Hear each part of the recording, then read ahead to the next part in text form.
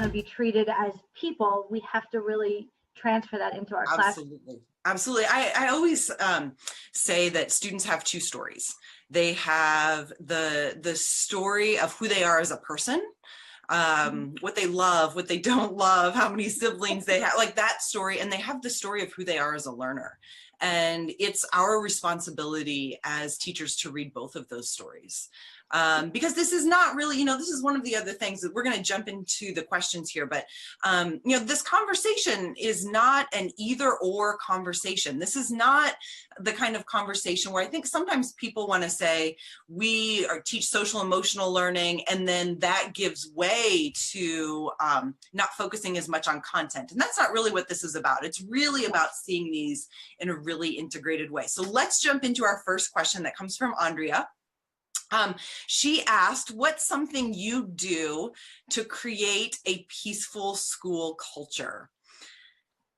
I think that the choice of words, a peaceful school culture, is so powerful, because it screams this: we need to be nice to each other, with this kindness factor.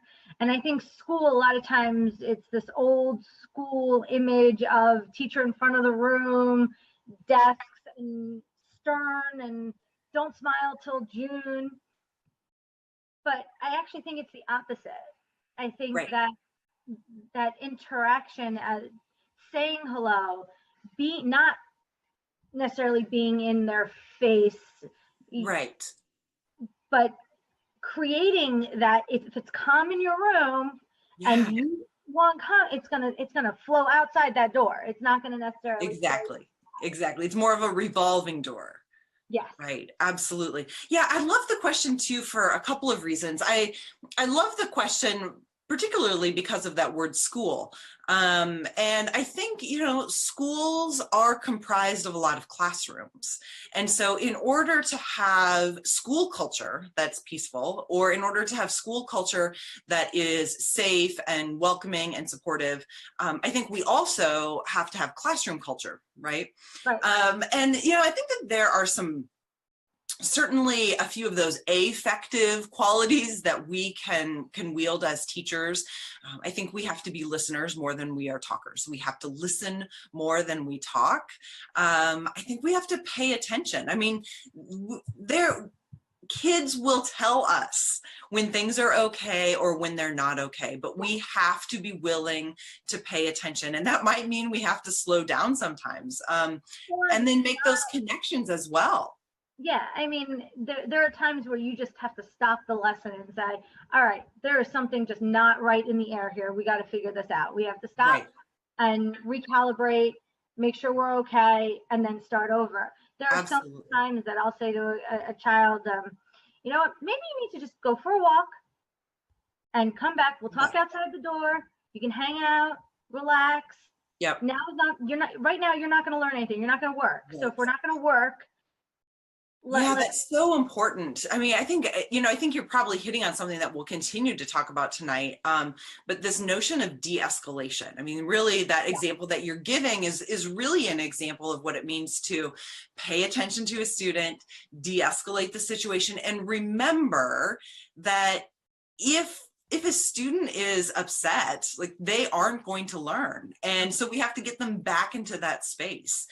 Both Ingrid and Michelle online are really reiterating what you're saying, and they're reminding us that school for a lot of students is their safest place. I also think there are some specific things teachers can do. I think when we say names, right? When we actually say names, I think it makes a really big difference. And then sometimes I think, again, really practically, just about the importance of changing groups within classrooms. When we shift those groups and ask students to collaborate and productively work with lots of different kinds of students, lots of different groupings of students, it minimizes the opportunity for cliques within a classroom to form. Right. And I think that can really breed a lot of toxic behavior if we don't de-escalate that.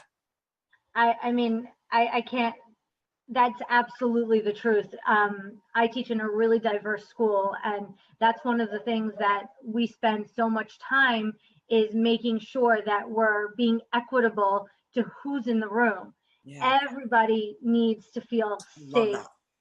even if you're different or whatever your status might Right. be in the school, you Right. need to Yeah. feel equal to every other child. Yeah. And I think I think that that's so poignant, because ultimately we want to dissolve the sense that people are different, right? We want to Right. dissolve the belief that there is a normal, dissolve that there is an in group and an out group, that we are all part of this community.